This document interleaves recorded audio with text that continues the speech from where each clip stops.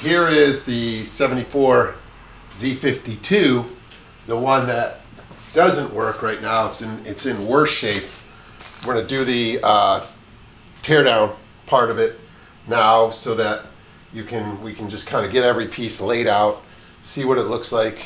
So there's the teardown, there's cleaning, then there's assembly, and then there's kind of fix everything. So I like to get everything kind of, the parts that are good as they can get, and you know then what parts you need. And plus it just makes it less grimy and greasy when you work on it. So the first step is to tear everything down and lay it out all in a piece. So we're gonna, next time we see this, it'll be in pieces on the floor. There's an overview, pretty rusty and crusty, of before I started taking things apart.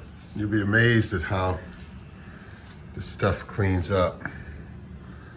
And it came with a tank, aftermarket tank,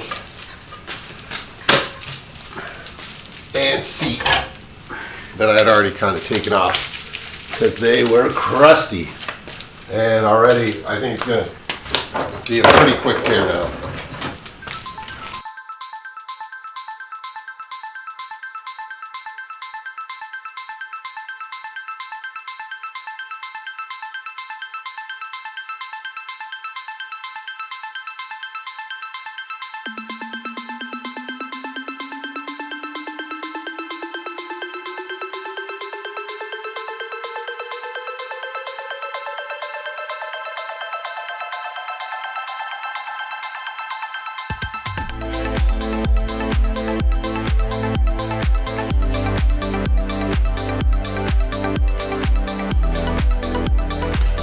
This is it. This is the whole frame of a 1974 Honda Z50. Now it's time to clean it. Get to work scraping, dusting. We'll try to paint it up. We'll get it all cleaned up nice, and then get each piece cleaned up and nice, and this will be a whole different bike than it started just by removing dirt. And you'll feel better about cleaning it and buying new pieces for it, and every time you add on, it'll just make that bike a little bit nicer. And as far as cleaning, I'm just going to follow my rule, do something every day.